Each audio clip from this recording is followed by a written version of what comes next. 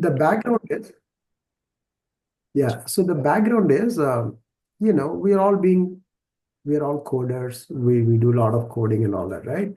And I always use IDEs, right? I use IntelliJ a lot and also Visual Studio. And also when we're developing this one, I thought, okay, why don't we use um, a Visual Studio code to do whatever stuff we are doing, right? Rather, right? So I'd like to show what I have done, and maybe some people can start using it. Okay. Yeah. Okay. I'm sharing my screen. Can you see my screen? Yeah, we can. Do I remove this? Okay, that's okay. All right, cool. So what it is pretty simple.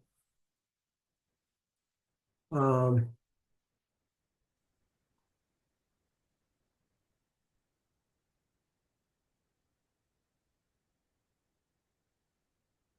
okay. So there is something called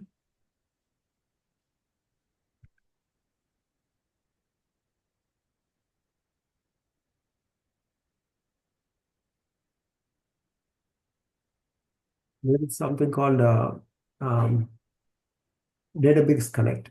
Okay. So this is a keyword, Database Connect.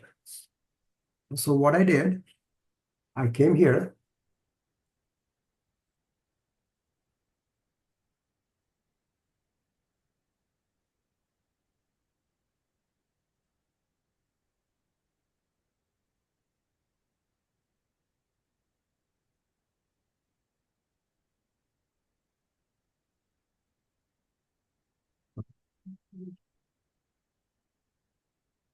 Okay.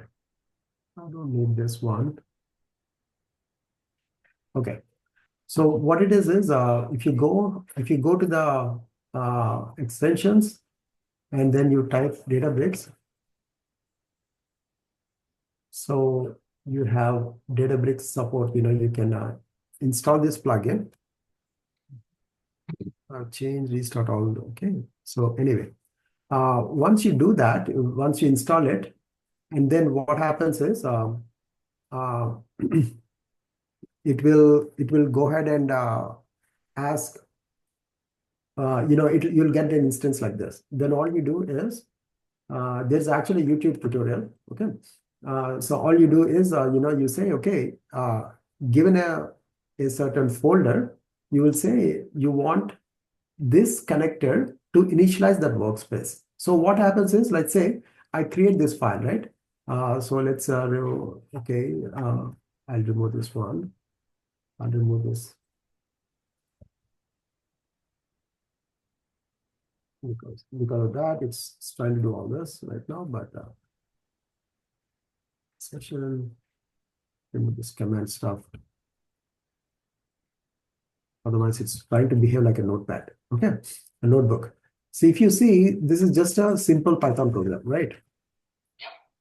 Simple Python program. Okay. So what does it do? It reads data from, of course, it doesn't read data from CVS file, but uh, from made up data, and displays it using sparse shell. Okay. So if you look at it, this is nothing but a simple Python file. Okay. And then, but of course, these Spark sessions and Databricks, some Databricks, from Databricks Connect, we import Databricks session and all that. These are all specifically the Databricks library. So Yeah, the once you, boilerplate code that is needed. right. So the idea is,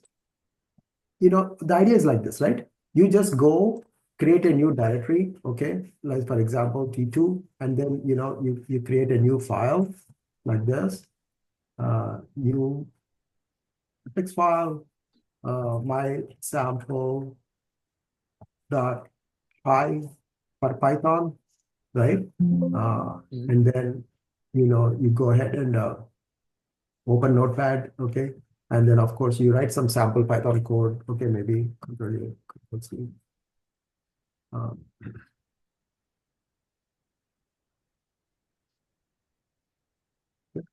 Okay, you just write like this, right? Then what happens is, then what you do?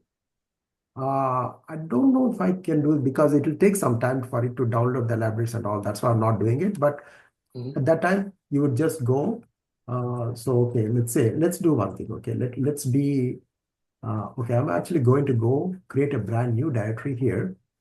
I'm going to go to Vamsi Databricks and I'm going to create a, okay, it's a brand new directory anyway here. Okay, see, there's nothing here, right? So what I'll do, I'll close everything here, close folder. Okay, you save everything. And then it has, okay, file, open folder. Then I'll say, okay, go to Work Databricks, go to T2 and open it. Okay. Now, all you see at this point is as a nothing, right? It's just Yeah. a folder and a file. But then what you do, you also go ahead and launch your data. In my case, I have it in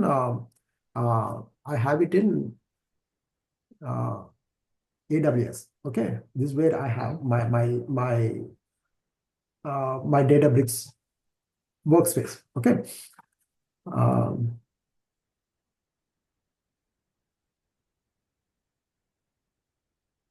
Okay. So this is my Databricks. Okay. Community edition only. Okay. So now what I do, okay. Of course, you would go create a simple workspace. You need it anyway, right? You do that. Then what you do, once that is up and running, come here and open this. You click on this plugin. Then it tries to do something. It tries to initialize. If you go to this folder right now, still there's nothing here. Okay, but just observe this. There's nothing here. Then what I'll do, I'll say migrate current folder to Databricks project. I click here. Okay. Then it says, okay, give me the URL. The URL is nothing but, the Databricks and workspace. Right. Let's try to go there. Yeah, this guy. So you just copy that, or maybe up until here, I don't know, but I think you have to put it, see here. So Cloud DBC 77B7 and all that, right? 77B7. Up until here, you copy up until here. Okay. Yes. Paste it here. I already did that. Then it says, okay, I want to create a profile. Can you create one? It's basically a named profile. You can say dev, dev test whatnot. I just said a profile _1. Then once you click on that, it says, see, it's logging in, right? It currently logs in. But if it's the first time though, what it says, oh, I need some authorization token. You give me all that. In that case, what happens is, go do the SSO login. Then what it happens is that it will interact with your browser and gets the tokens for you. So once it's done that, then what it did is it prepared your local development environment so that you can develop Databricks project.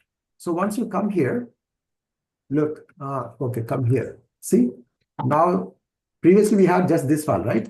Now you have Databricks YAML, you have Git ignore, you have VS Code, you have Databricks, and within that you have bundles and you have migrations, Databricks. Yeah, all the support files that are needed for the Databricks workspace. Right. It does all that. Now what happens is, now I'm like, okay, I'm all ready set to code, right? So I go here and I go to my code here. I'm saying, oh, you know what?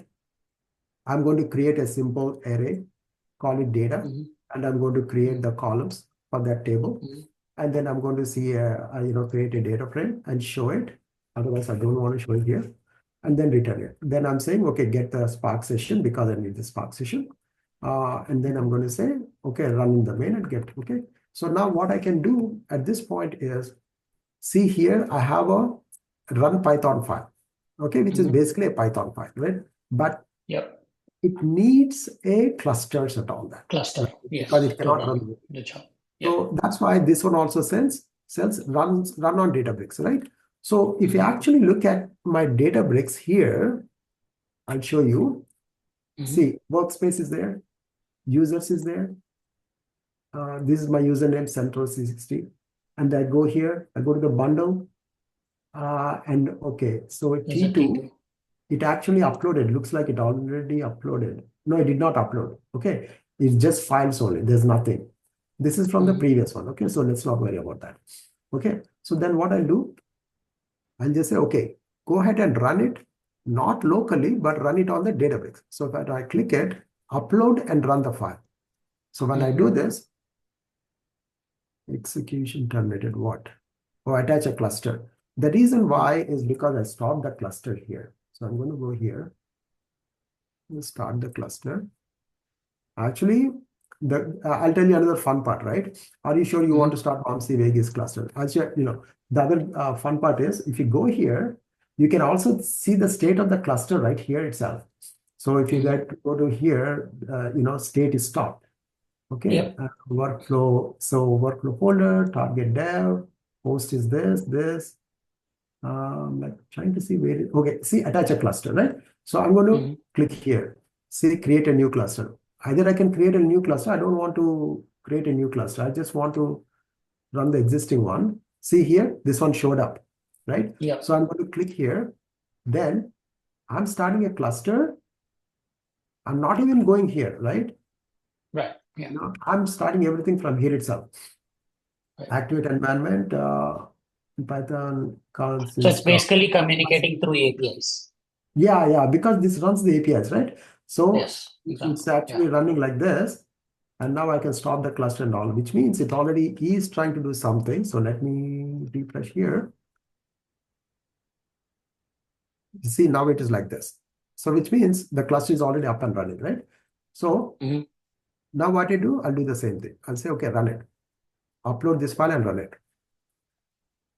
Oh, execution terminated. What? Not cluster. That's cluster. No, And the cluster is up and running completely. yeah, maybe it's still taking. Still bringing up. Yeah. But shouldn't take this much. Yeah, but the advantage here is what I'm trying to say is that for people who are used to developing in IDE, it could be PyCharm, it could be VS Code and all that. Because see here, I have this Copilot also, right? So let's say I want to, define read underscore, see it does a lot of autocomplete also, right? If I say customer underscore data from file, okay, and if you see like this, and then see it does a lot of auto completion also, right? You get all these niceties which are lacking if you do it over there, right? So if you can say like this, okay, read data from file with customer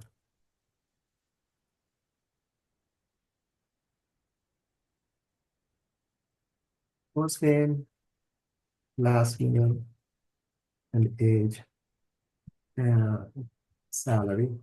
Okay.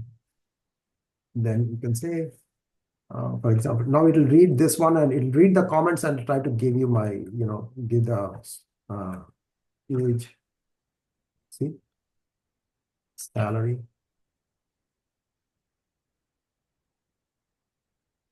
It does autocomplete everything, right? Printing, age, and salary, So anyway, the thing is, it does autocompletes, you can use Copilot and everything. So anyway, let me take this one off. So did I run it already? Cluster. What's happening here?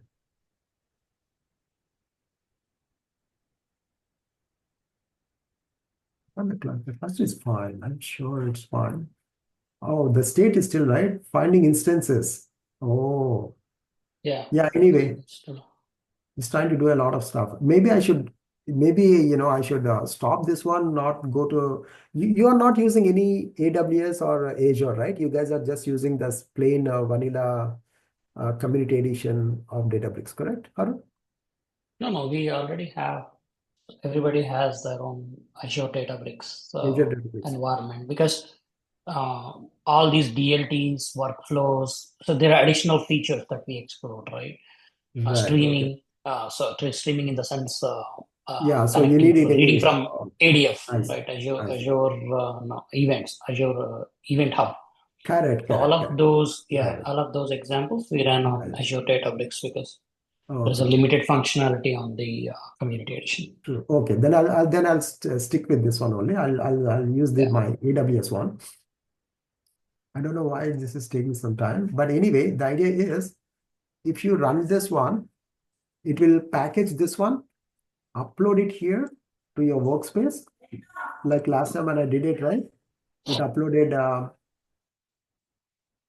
bundles. It says put something like bundles, and then the directory, and the dev is a profile, and the files, and VS Code, or is it in the repos? But anyway, last time I showed, okay, repos. But last time I was able to see the file uploaded here. Okay. So that's what I wanted to show, and I felt something, this is really nice. Okay. I could not find the file right now. Maybe it removed it because it removed the clusters and everything, the storage and everything. But previously, though, that's what it was running. And I was able to see the results also here previously. Okay, right now. This is very good. Basically, we can do something like this and then put it on the Medium, right? As a blog, as a use case. Yeah.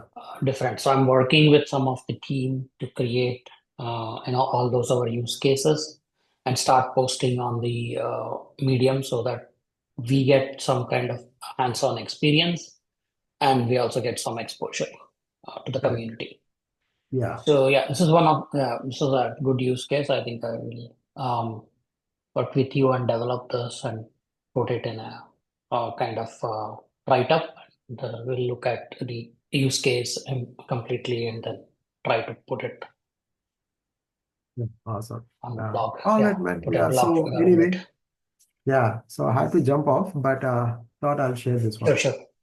Yeah, very good. Thank you, Vamshi. Awesome. Yeah, maybe you can develop this into more working example and then Yeah. whenever you have time, if possible, and Yeah. then run through end to end how Yeah. it brings up the cluster results. The same use case what we do from the notebook environment, how we can do it from here. What are the features, like you said, auto completion, and then all of those, right? It's a good example. Yeah, maybe when you have time, we can do a end-to-end complete use case kind of a thing. But awesome. Yeah, thank you so much. I appreciate it. Very nice. Bye-bye, guys. All right. Yeah. Thank you, Vamshi. Take care. Okay. Okay. So, so we have a few people now. Okay. What's the agenda today, Lahari?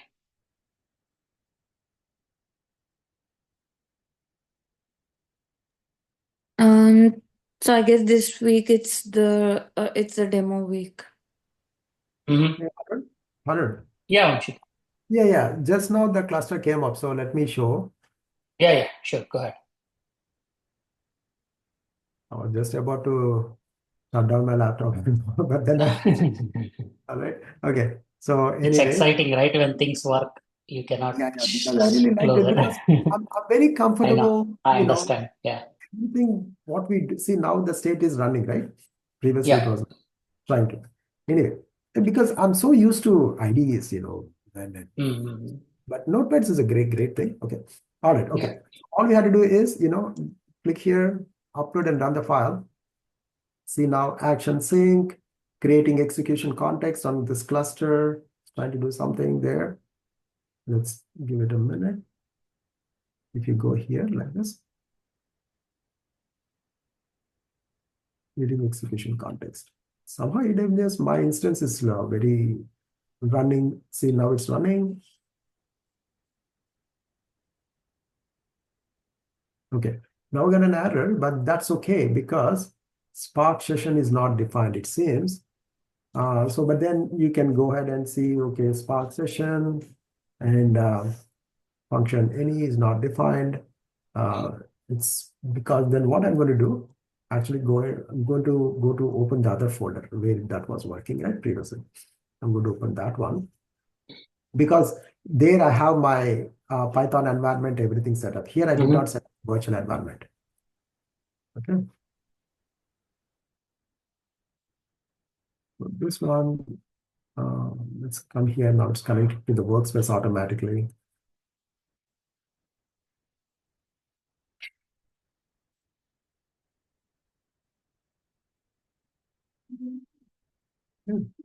Cluster is also there. So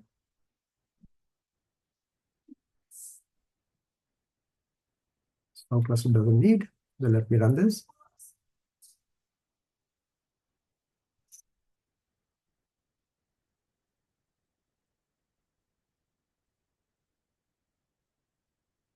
Okay.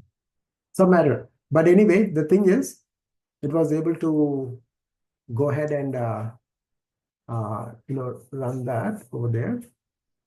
So I don't know why. Yeah, it was able to make the connection and then right. bring the cluster and then yeah, the connection is important. This kind of errors we can always solve. Yeah. Those just initialization errors. Yeah.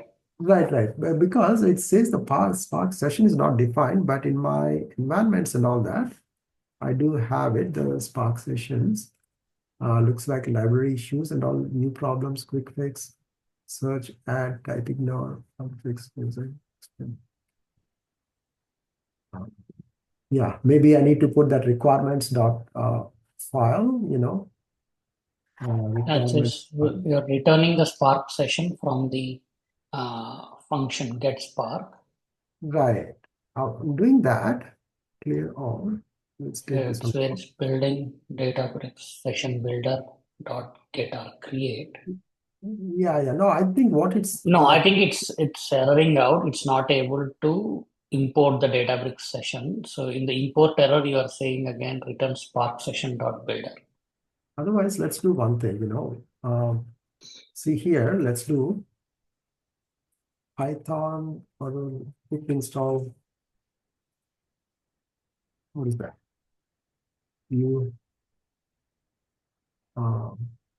Let's go to terminal, new terminal. Let's do the terminal. Yeah. Python was successfully activated. Okay. Then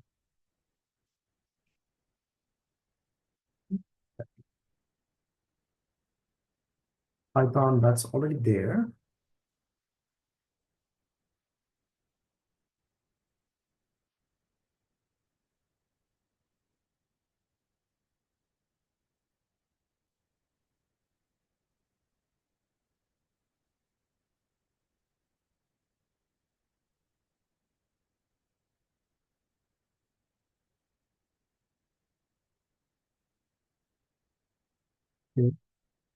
Okay, so that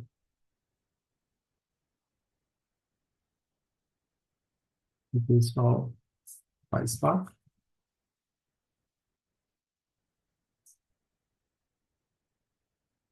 It should all be there. I don't know why. Previously it was there.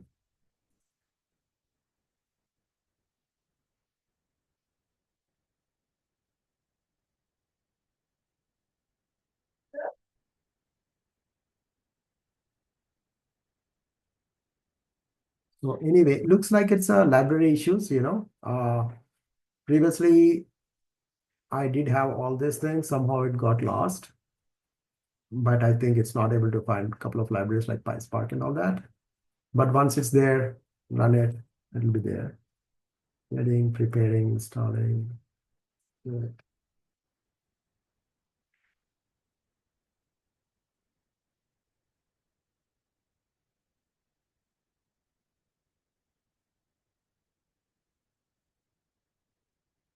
Yeah. All right, Harun. I'll put a write-up. Sorry for the, I thought this will work, but it not. Sorry for that. But anyway, thanks so much for your attendance.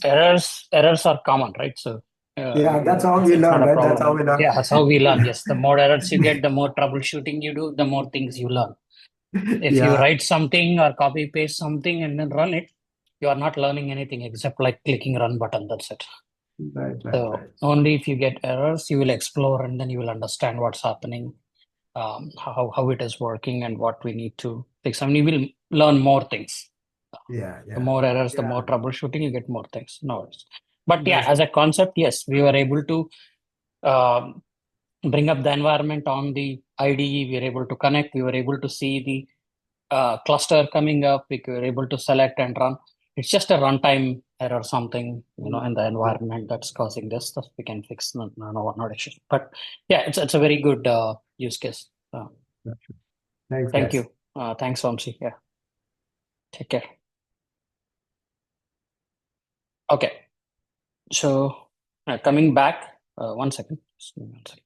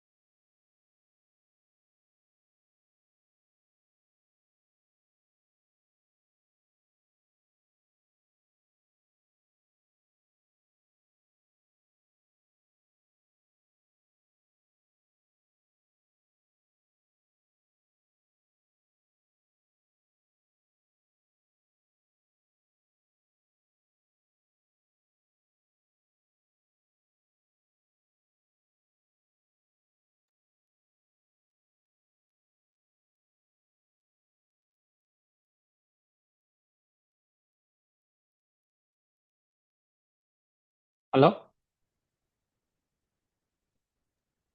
Yes, sir. Yes.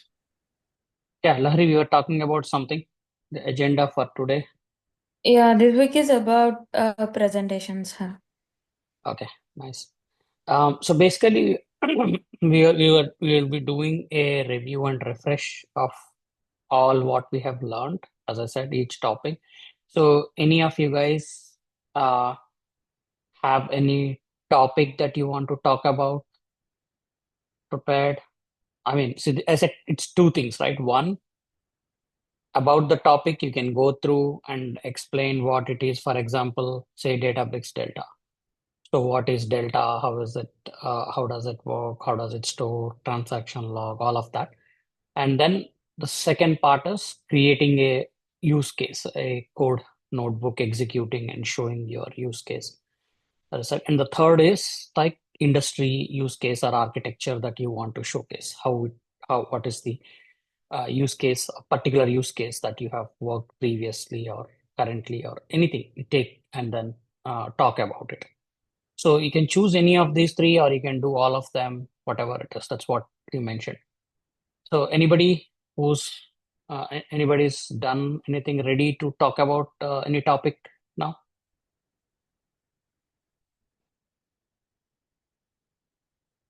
I can go with the third use case, Arun. Okay, sure. Do you have it now? You want to Yeah. talk about? Okay, all right, great. So yeah, you can go ahead and share. Meanwhile, I will look up. So once we're done, we'll talk about the certification prep, how we want to take that up, what we need to prepare. We'll take that up. Over to you, Anush. Thank you. Yeah. 1 second.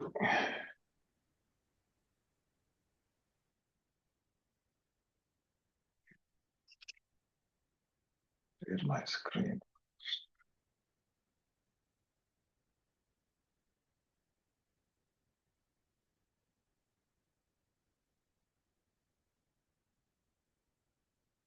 Are you able to see the screen? Yeah, Anush. Yep. Yes, Okay. Anush. The slides, right? Okay. So today, I just wanted to go over real-time use case which we came across in my organization. So the thing is, just a background. Quick background is it's a tax processing application. So we have millions of transactions coming in. Can be batch or can be through APIs. So basically the gist is this, right? Like you purchase something on Amazon, Google, Microsoft. There's a tax which is calculated on every transaction you make. So all those come in we process create the tax records. I mean, do the calculation to see how much tax needs to be applied, because there are thousands of rules for each record based on geocode, and it just goes down. It's like a lot of rules, regulations, and also you might have sales tax holidays and all this stuff or whatnot, right? So all those happen, and then a total tax is calculated, and then the transaction goes back.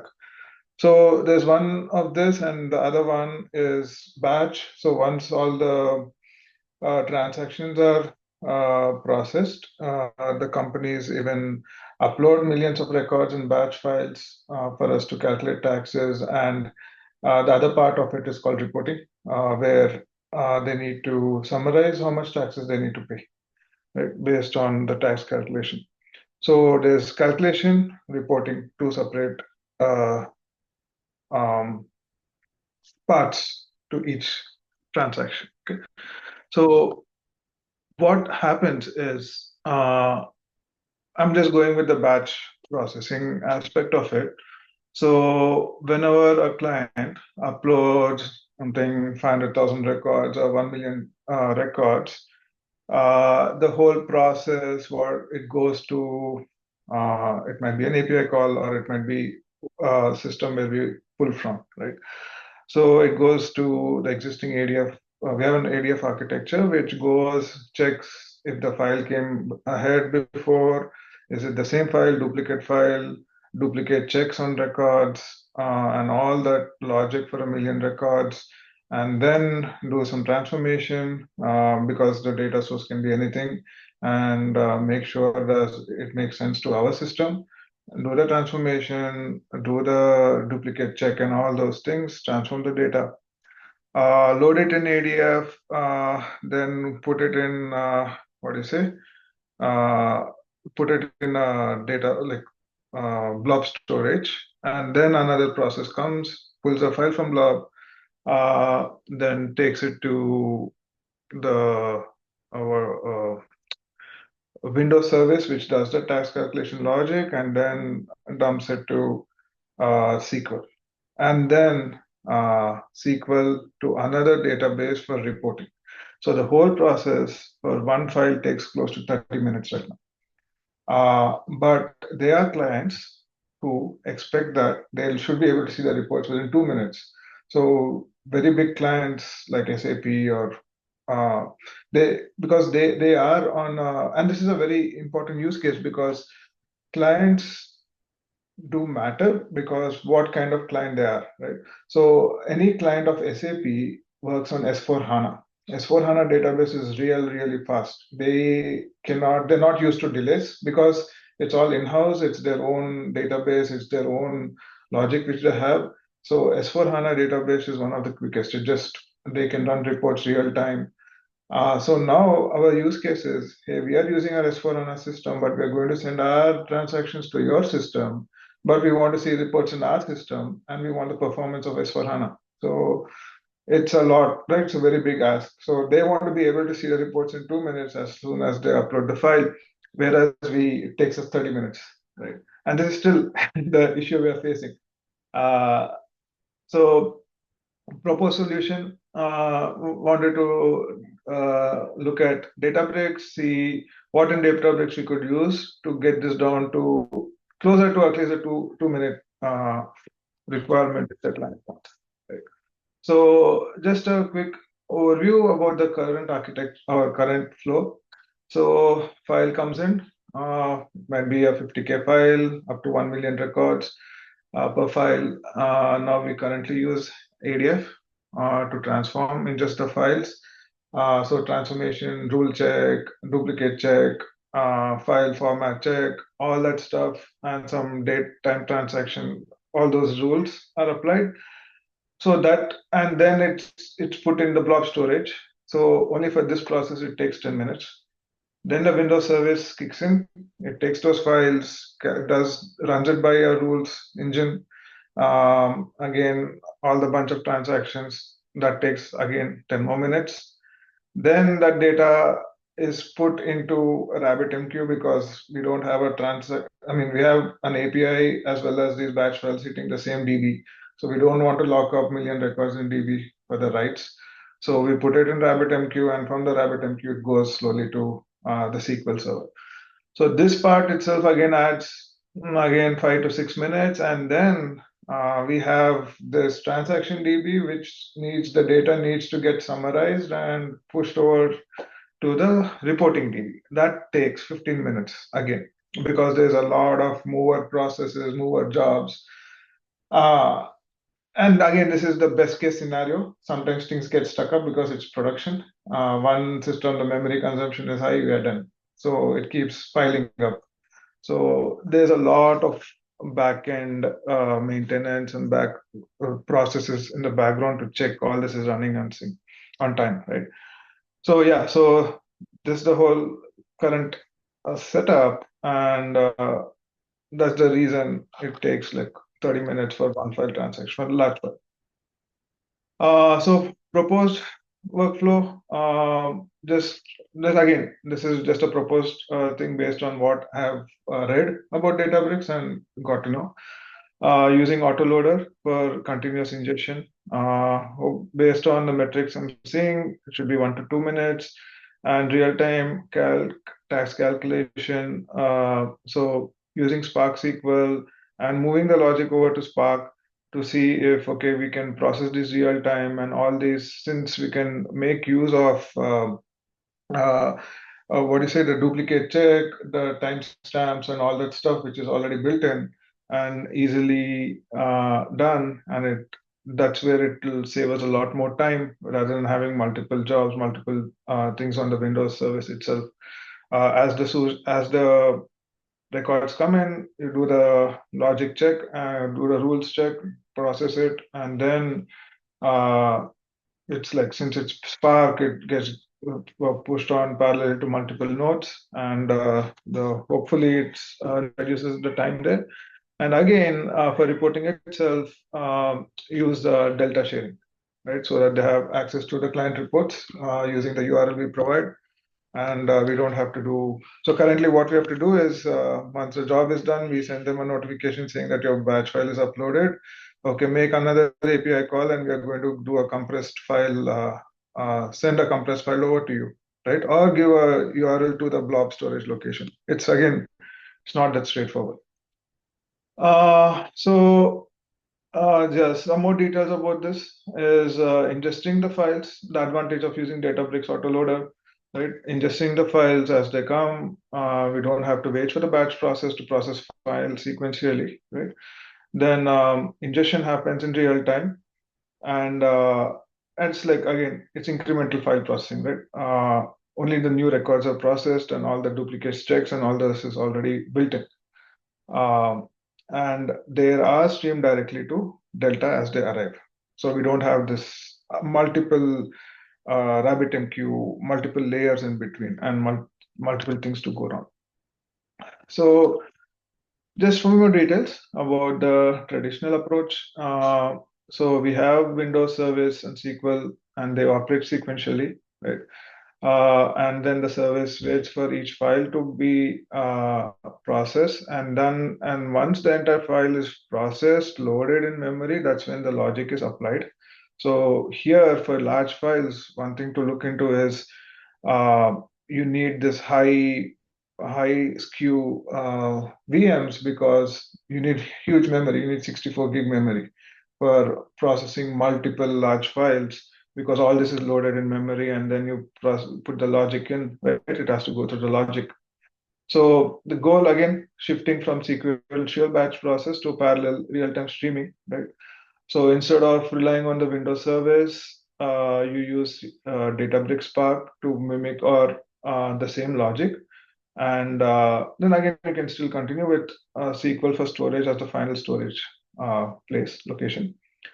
Then the advantage with potentially moving the logic from Windows Service is it can go row at a time, and as they come, the logic can be applied and the calculations can be done. So that's where you save a lot more time, right? So that's the advantage of the streaming, where you're doing row by row as it streams in. And then tax calculation is also applied on the logic is applied on each row as it arises and doesn't have to wait for the entire file, right?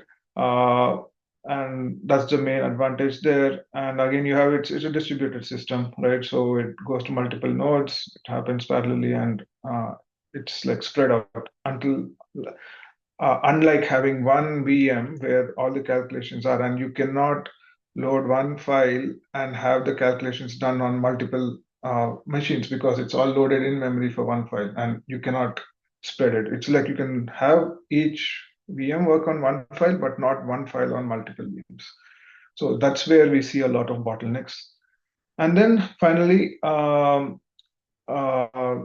it to Delta Lake, and we don't have to wait for the winter batch to finish. So then that's just the calculation part, right? Now, even the syncing part where we summarize all the transactions, because big companies like Walmart, they pay taxes every month. Sometimes they pay every 2 weeks. It's not like individuals where we do it yearly. Because of the volume, they have to file their returns bi-weekly, monthly. The larger you are, the sooner you have to pay your taxes because the government doesn't want you to hold those billions of dollars of money. They want the money to them, right?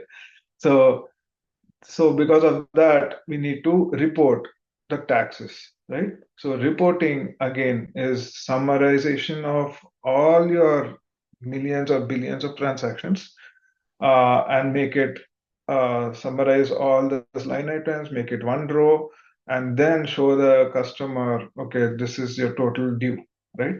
So for that, again, we have the sync process, which takes all the tax, does summarization logic, rolls it up, and moves it to another database because it's a read-only, it's not the primary. And then it makes it into the reporting kind of deal where you have summarized data. And then we have to send that data back to the client. So now with Databricks, since we have it written to Data Lake over here, and using Delta sharing, the table is directly accessible to the clients, and it's really helpful in this reporting capability because those are large files and it takes lots of time and storage and I mean, even transferring the data over, right? So using Delta sharing, a lot of benefits can be achieved.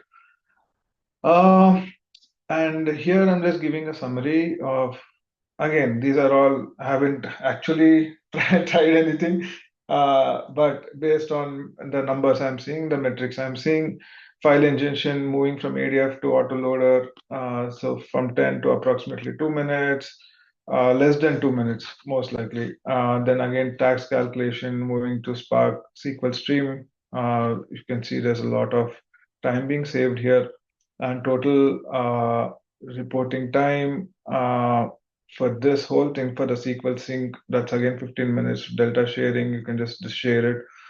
So, and this is like around less than, I would not say 2 minutes, but at least less than around 5 minutes is where I can see the potential total processing time.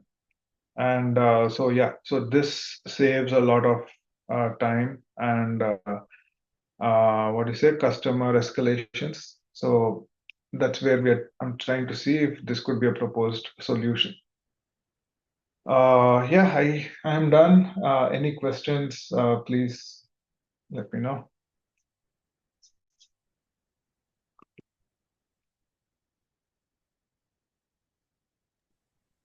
Yeah, thank you, Anush. This is awesome. So we wanted to see people here. Part of the training is not just coming and learning how to write Spark code or PySpark code. It's part of the experiences to learn the industry, knowledge or what's happening in the real-time industry use cases. This is what will actually help the team to talk about their experience on the interview or prepare for the interviews, to talk about any Databricks, right? So this is awesome. Very good. I will wait for the team to ask questions and then I have a couple of questions, doubts, and we can discuss about the So, Naina, what do you think? I think it was very new to me, like I was overwhelmed with this thing.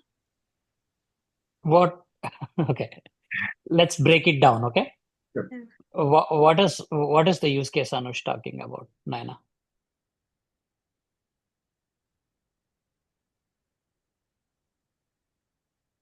What did you understand? Just see, there's nothing to get overwhelmed about, or nothing to there's nothing complex. To break it down, it's very, very simple. I think Anush will agree. This is what we have Yeah, all been talking about it's all the through basic the thing. It's training. Yeah, yeah. just more data compared to what we So were. I think Anush, I think what would add more value here is the pictures, Yeah, the current state and to be. Just if we draw some boxes, it'll help people to visualize, correct. Yeah, more I agree. Yeah, I clearly. just created one this morning because Oh, I okay. didn't get time. Awesome. Nice, nice. Uh, I got it. I got it. I think because that's why I think Naina, that's where the gap is. You're not able to understand. Basically, um, if can you go up, Anush, to the first current solution versus propose. Yeah. One second. Sorry. Yeah. Uh, I think there should be a current and yeah, this one. yeah. So, Naina, what is happening currently? Right? Any company, whatever transaction they do, if, for example, Amazon, you place an order, there is some tax calculated on that, right? Yeah. I Okay. You So, can hear any my voice? company, yes. So, any company, you have some data. Uh, I think you can leave it unmute. We are going to talk about it. Okay. So, any company that has data, they want to calculate taxes on all of those products, or sorry, not products, orders, or whatever transactions that are coming in. All this company is doing is reading that data that is coming, calculating tax, getting some output, sending it to a third party, uh, where they can read that report or that data, generate report based on that data. Right? So that's the Yeah. use case. This is Yeah. exactly what we have learned. On the source side, you have multiple sources. We have been reading CSV, we have been reading from databases, we have been reading from the event hubs, right? We said we can read from ADLS or we can read from S3. Then we are putting it in Delta. Then we are doing some calculations, transformations, and processing. Then we are creating aggregates or transform data. Then we said on the right side, the architecture, we can read uh, the BI reporting or Tableau or any reporting or machine learning. Anybody can read from this, right? So that's the Medallion architecture and Databricks architecture we talked about, correct? Yeah. Yes, So sir. so the same thing it is currently what's happening here is they have some system processes using a Windows service. There are some files that are coming in. They are using a Windows service to calculate tax. They have a SQL database where they are storing, and they have a reporting database. They are publishing to the reporting database through some program, and then summarized views for the client reporting. So this is the keyword, summarized views for client reporting. Yes. Now, when we transform it to our Databricks architecture that we talked about, the current processing, right? Source will become our source, right? So here it is file. So we are talking about, let's say, S3 or ADLS or anywhere the file can come in. And we are using streaming to read that data. So we have read the files using streaming, right? So here we will say cloud storage, cloud files. So it will automatically read files coming into the cloud in a streaming process. Then we are doing transformations. That is, transformation here is to calculate the taxes. And after that, we are doing aggregate summary of all of those records. And here, sharing to the client. So basically, I think Anush is proposing the latest feature. If you remember, we discussed last week as part of the data governance and the features of Unity Catalog, we talked about delta sharing. Data sharing, Okay.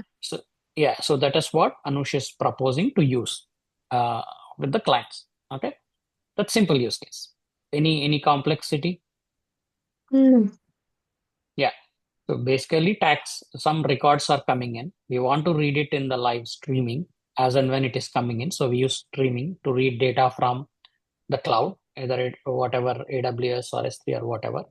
Transform it, that is, write the Spark SQL to calculate the taxes, create a summarized view, and give access to that view to the third party. That's a simple use case. Okay? Yeah, sure. Okay. Raju, any questions? Yeah, I have a few questions. Actually, I want to, check the current database is using S/4HANA. Is it an on-premise or on a cloud? So the current database is not it's SQL, right? It's S/4HANA. I was asking about S/4HANA. S/4HANA is the client database. So that is something which S/4HANA can be on-prem or it can be cloud, Yeah. depending on the client's use case, but that is nothing in our control, right? Okay. I just want to cross-check about the costing about going for this data mix by compared to what is the current process. Yeah, so I didn't go. So still, this is I'm just looking at where what can be replaced with which, right? Costing is again, it goes to a different team and the infrastructure team, and they go into much more details because it's not only direct one-to-one cost comparison, right? Because there's even more than that. It's also, see, now for when you have several systems involved, like in this, right? On average, I'm just giving a very, very 10,000 foot view of what it is, but we have 120 different applications working on this, fast resources, VMs, and all that, right? So, but the more and yeah, so the cost won't be just like, okay, if I replace this to this, I might reduce the amount, right? I'm just giving a more like real-time use case, how the company is calculated. Yes. So because you have a lot of people working on maintaining the infrastructure, creating the infrastructure, releases, and all this stuff, right? So even though, like, if you do a direct one-to-one mapping on, okay, my SQL to Delta Live tables is going to even be a bit more expensive, right? But on the long run, process-wise, for us to release now, right, we have to release to 16 VMs, the code, right? We have to manage primary, secondary databases, moving processes, backend processes. So maintaining all of this and releasing code there's a lot of human effort, right? Human hours, which costs a lot of money. Maintenance, patching, all that costs a lot of money, right? So all that's why it is not like when you go over very high level, yes, we can give, okay, if I replace this to this, what it is, money wise, but yeah, all the other things are also we need to consider. So it's like costing takes at least a month for us to determine if it's valid. But yeah, that's a good question, but I didn't get there because I need to do a lot more to propose this first, because I need to check and show the metrics. We'll send it to the architecture team, and then so that's how it goes. But yeah. Because why I ask? went hope I answered your question. Yeah, why ask? Because for an on-premise, it may reduce the cost. Compared to going database. So if it is on cloud, or it will definitely. Reporting point of view, it is too good. By bringing 30 minutes to around 5 minutes. The same way I was checking about this other part. Correct. Yeah, and S/4HANA is not us, right? It's the client.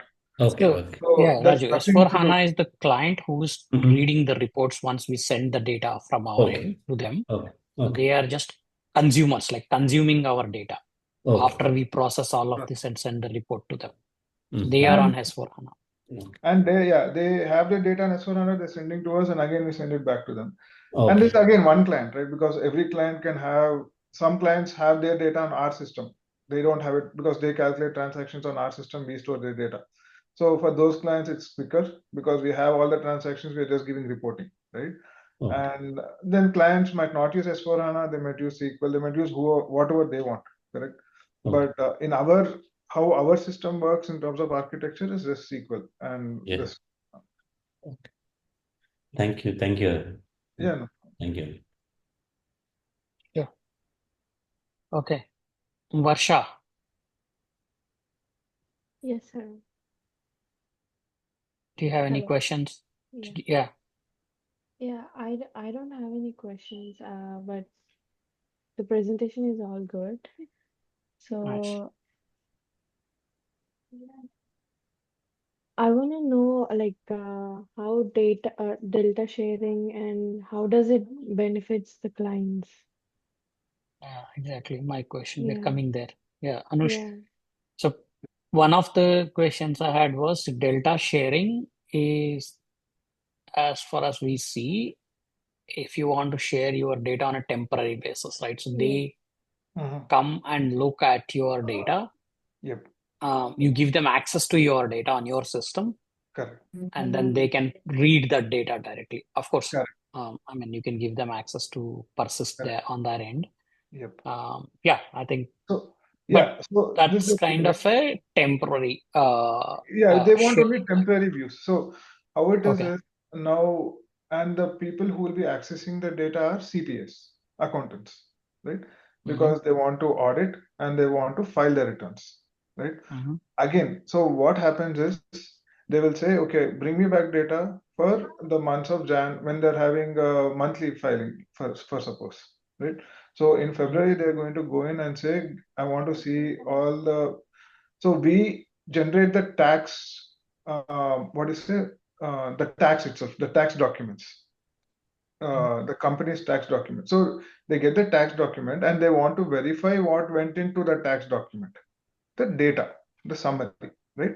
So then they will say, okay, I have my tax document. I want to see what are the records that went to the tax document. So what is it? It's just a read only, right? They want to have a quick view, see, okay, and they might go, okay, I want from Jan to Feb, or I want from last year. There might be a real yearly report, correct?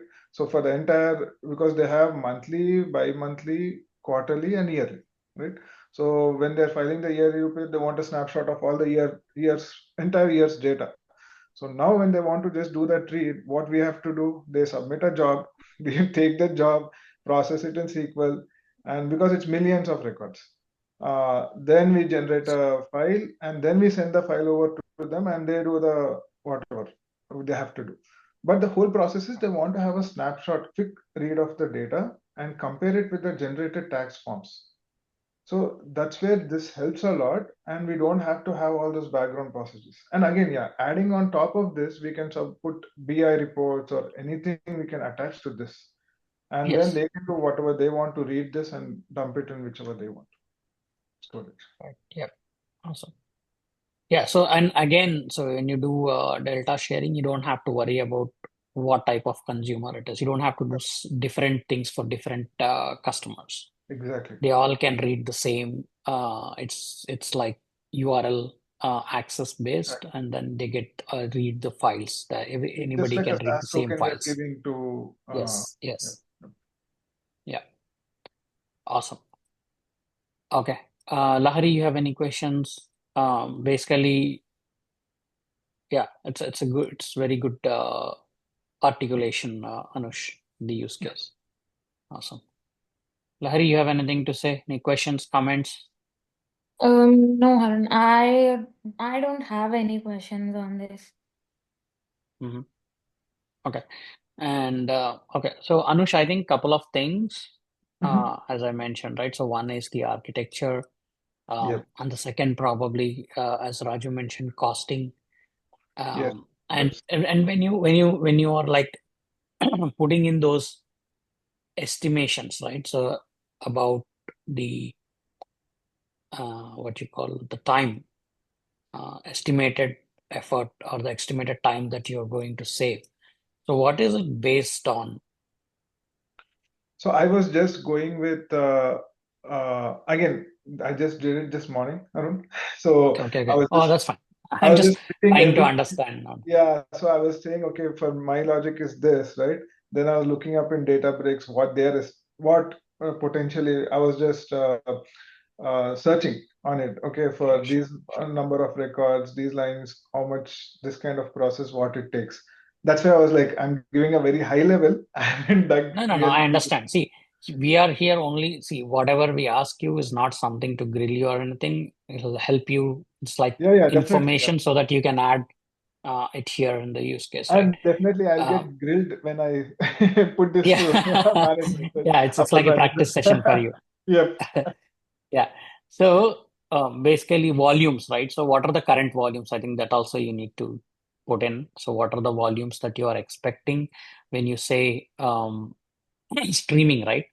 If you want to stream every 1 minute or whatever, continuous. So what is the volume you are expecting the files that are to come in to ingestion? Yep. And what are the volume of the records that you have to process, and what kind of, at least high level, um, are you proposing a cluster, right? Or are you proposing serverless? So that kind of thing will go into costing the architecture, the processing power, right?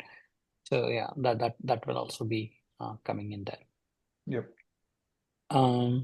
Yeah, so that's what I had questions regarding the the processing time, basically how we improve that, right? So what is the estimates based Yeah, on? So definitely. maybe we'll have to add up with some references or use cases on processing, I like have in general, to how go this. into our thing also and see in my like see the metrics and then go back to Correct. Databricks and see how it works. Yeah, exactly. Right. Okay. All right. So yeah, this is awesome. Thank you so much. Appreciate Anush for sharing with us, enriching the knowledge for everybody here. Thank you. Okay. Anything else, guys, for Anush? Any No. questions, comments, appreciation for sharing Thank his you. real-time use case with us? Thank you, Anush. It was nice presentation. Yeah, fine. Thank you. Yeah, I was one question for her. Like for the delta sharing, source and destination should be in a Databricks, or I mean, consumer could be use any other tools. Consumer could be anybody, can use anything. All Okay. they have to have is reading the Parquet files. That's all they Okay. get. If Okay. they are able to read Parquet files, they can be on anything. Okay. They can use any Okay. BI tool for the reporting, right? They can just write a Python program and use delta sharing. Okay. Okay. Thank you. So you use the URL, take the URL using Python, authenticate, go, they get the file URLs, read those files in Python as a Parquet file, create your own data frame, do whatever processing you want to do, or create a report or whatever you want to do. The data is there for you to read. So read-only access Okay. for the you'd get directly, as I said, right? So you get direct access to the um, Parquet files that are stored in, where you have seen the path, right? Where transaction log is there and the actual Parquet files are the data files. So you directly get access to the data files, underlying data files, after you have authenticated. So the Only for the URLs read you get, access, right? yeah, read access. Okay. We don't want external systems to come and change the data files, right? Okay. Yeah. Yeah. So it's sharing your data, it's like read only access. Okay. Okay. So the data will be, so usually the data that we will be sharing, it will be in the Databricks, and we'll share the table in the form of a URL or a path. It's not table, it's the file, the Parquet file. Fine. So let me share that. I have 1 second.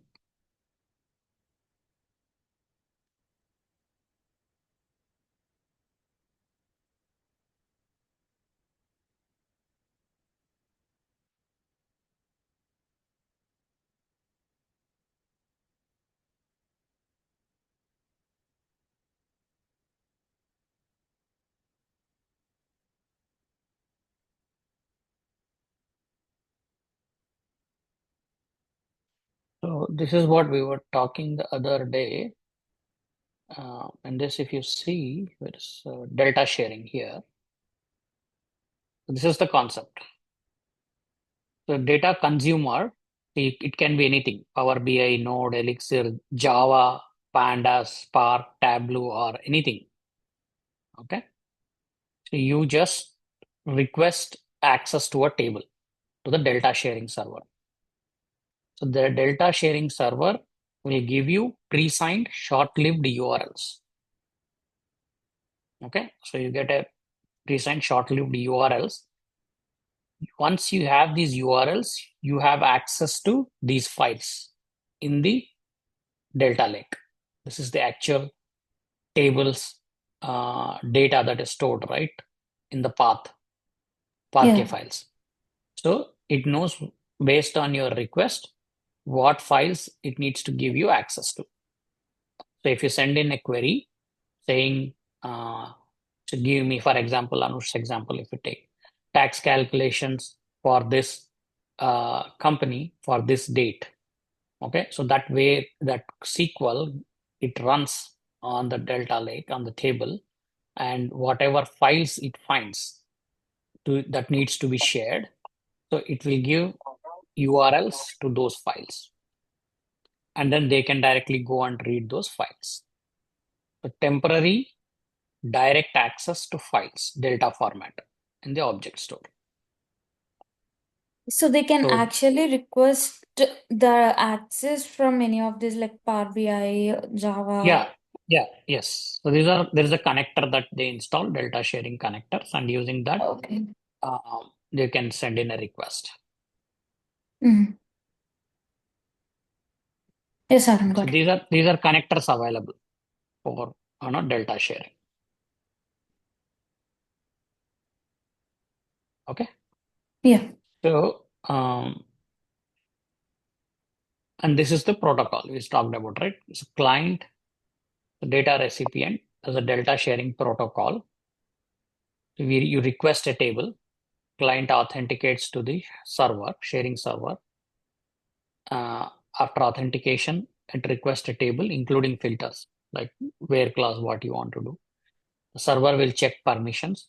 It generates and returns pre-signed short-lived URLs to this. So this is already signed. You don't need to go again authenticate for this.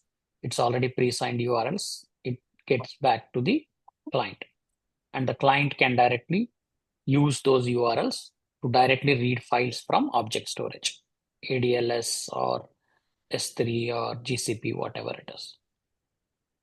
The sharing happens on Delta part files, supporting full tables, partitions, Delta versions, everything. The client is system independent. Okay? This answers your question. So system independent just needs to be able to read Parquet files. That's all. And Databricks sharing server and ACL checks are integrated with Unity Catalog. So this is on the sharing server is on the Databricks side. So the client only needs to be able to read Parquet files and then send request to Delta sharing server. Okay. That's the use case. All right. Okay. You got it right. Thanks, Anush, again for this. Now, coming back.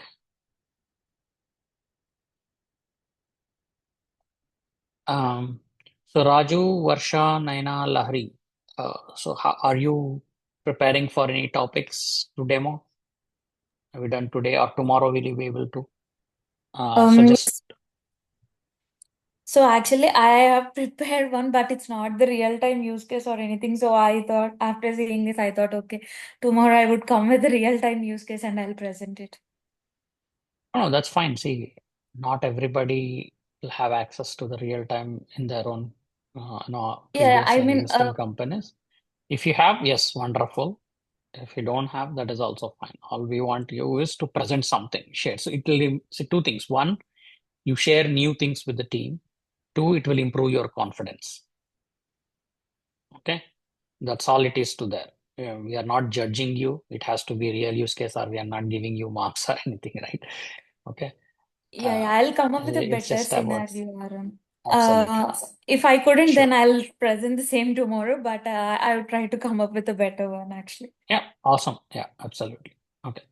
So Raju, Yeah, I'm not prepared anything this week, and mostly the next week because next week, I think, yeah, we will be hitting the holiday season. I'm not sure if we have any other, we will have on-demand sessions when we want to share. It will not be like 2 hours, 2 days. Probably we'll have a 1 hour session, if needed, based on what we have to share. I'll try So to if go with the you concept wise. publish, Yeah. put it in the group. Say I have this ready. I need 30 minutes. I need 1 hour. I need 15, 20 minutes, whatever it is. And then plan accordingly. And we can have a session, and then we can share.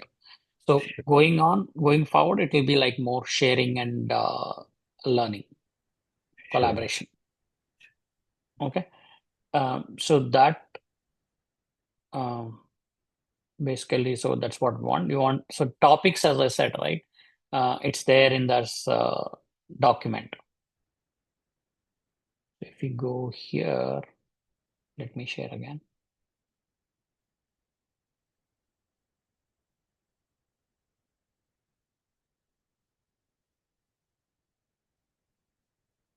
Okay, so these are the use cases that we can build some notebook code and then execute and build the use case, something like this. So we have already done, so you can use the same thing.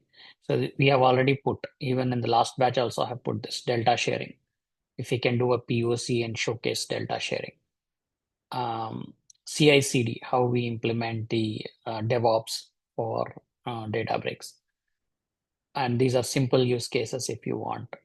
They just said features of Databricks Delta. So there is no notebook or code. You just go through a Databricks Delta main features and then talk about it, each benefit or feature of Delta, and then explain about it.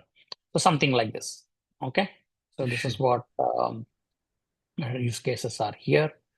You can just go ahead and talk about this. Sure. Okay. It's, as I said, right? So we have 3 different things. You can just talk about the topic like this, or you can create something, working code notebook like this, Spark streaming use case, connecting to Kafka. There is a NASA topic here. I have given, I think, in the supporting document. There is something. Yeah, I can give. There is a Databricks published content use case for that you can use it to get this working. Second type, and the third type, as Anush talked about, the industry general specific use cases. So any of thing you are comfortable, you can talk about. Sure. Okay, now so this is another thing that I wanted to show you. I will publish this today. So for the data engineering associate, so basically it says practice questions, but it's kind of a summary of what we have learned. Each topic in detail. You can, if you read this, you will get all the things required even for interviews and for certifications. We want to go through this, take a topic, and then talk about it tomorrow. We will talk about this, discuss this in the class, in the training session tomorrow. At high level, we don't want to go in detail. This is a 100-page thing. So we will quickly spend 1 minute or so at high level. So what are 2 main components? We have control plane and the data plane in this. What is a cluster, right? So we can talk about what are different types of clusters. How long does cluster retain cluster configuration? All-purpose cluster and job clusters. what is the cluster mode, standard, single node, high concurrency, size, auto scaling, security modes. These are some high level, what is a cool, you may skip some of them initially. What happens when you terminate, restart, delete a cluster? So this is important to know. We are using the cluster, we are starting it, but we don't know what, when you stop, restart, delete, what is persisted and what is not, right? So when a cluster terminates, all cloud resources currently in use are deleted. That associated VMs, operational memory gets purged, volume storage will be deleted, network connections between nodes will be removed. All resources previously associated with the compute environment will be completely removed. Any result that may persist should be saved to permanent location. You won't lose your code or data files that you saved. Clusters will also terminate automatically due to inactivity, assuming this setting is used. Settings are maintained, and you can use the restart button to deploy the new set of cloud resources using the same configuration. So same things like that, and basic operations. So how do you run a notebook from another notebook, right? So you write a notebook and then you put %run and give the path to that notebook. So it will run that in this context. It's like calling for one program for another program. Databricks utilities directories. So this is the Databricks utilities, DB utils that we have been using. What is repos? What is Databricks repos? Let's talked about like GitHub CI/CD, that thing. Okay, so this is very useful document.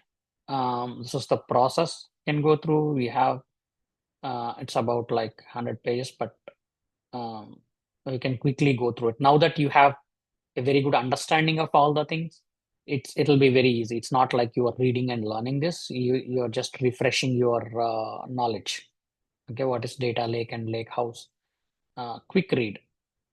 Okay, you can just take each page, should not take more than a minute or two for you to go through.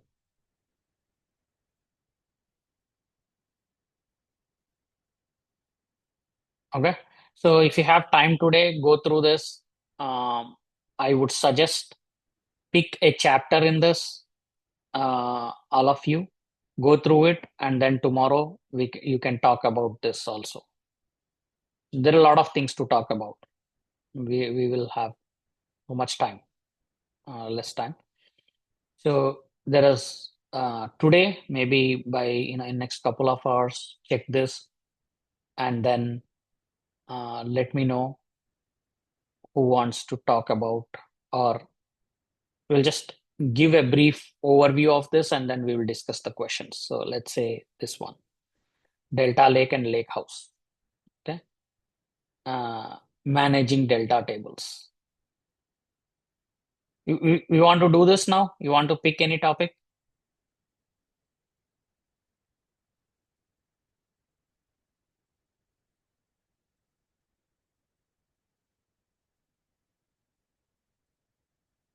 Guys, am I audible? Yes, sir.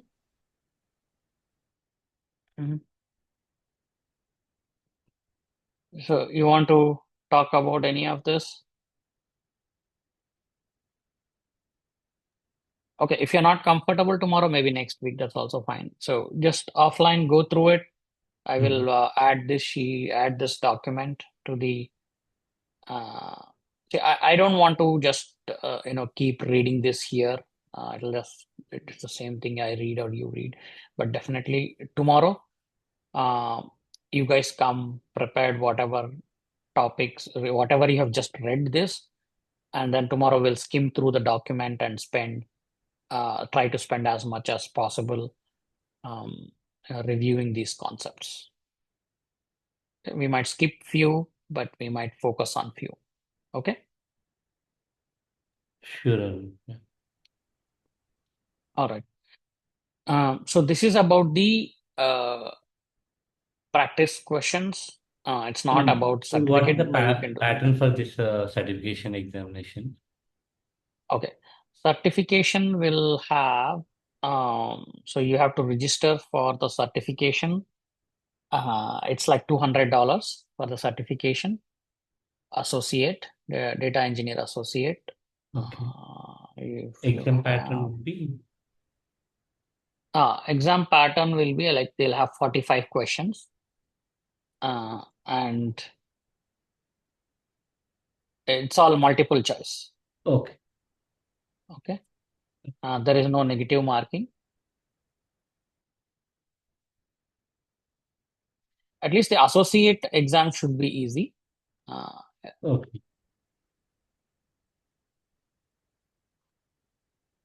Okay. So the exam covers these ones: Okay. Lakehouse platform, ETL with Spark SQL and Python, incremental data processing, production pipelines, data governance. Okay. So it is a proctored certification.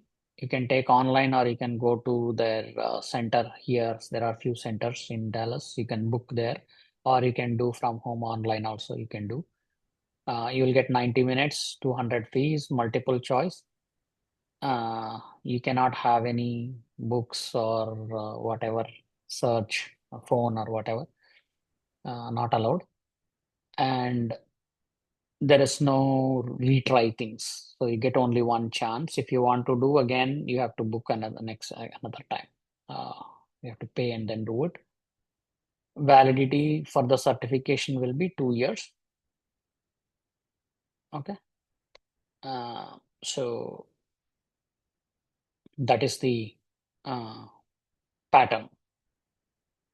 Harun, You'll have 45 not Yeah. sorry, not to Yeah. interrupt you, but just to add, when I have taken the exam, it was like 55 questions in the 90 minutes. Yeah. Uh, So yeah, go ahead. Sorry. yeah, but I wasn't sure. It's just the last 10 questions, maybe for their reference or something. But yeah, just to add to your Yeah, point, yeah. it was actually the 55 questions. Yeah, right. So for 55 questions, you will be just scored on 45. So you see here, there is something called unscored content. The exams may include unscored items to gather statistical information for future use. These items are not identified on the form, do not impact your score. Additional time is factored into the exams to account for this content. Okay. Okay. So yeah, there will be some additional questions apart from 45, but you will know which one is additional or which one is part of it, but they are not scored on the content.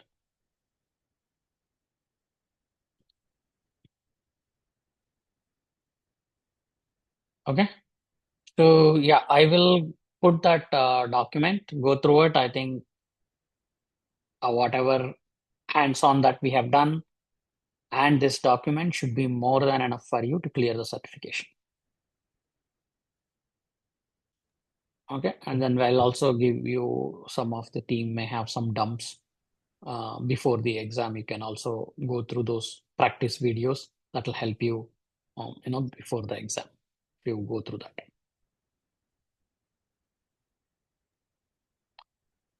Okay. All right, folks. I think so that's all I have today. We will call it an early day today. I will upload the recording and that certification document. Go through it. Tomorrow we will go through the entire certification document and wrap up, cover as much as possible and then wrap up. Okay. Okay. Yeah, Harun, sure. All right, guys. Thank you so much. Appreciate it. Have a good day. Let's meet tomorrow. Okay. Sure. Thank you. Thank Bye you. bye.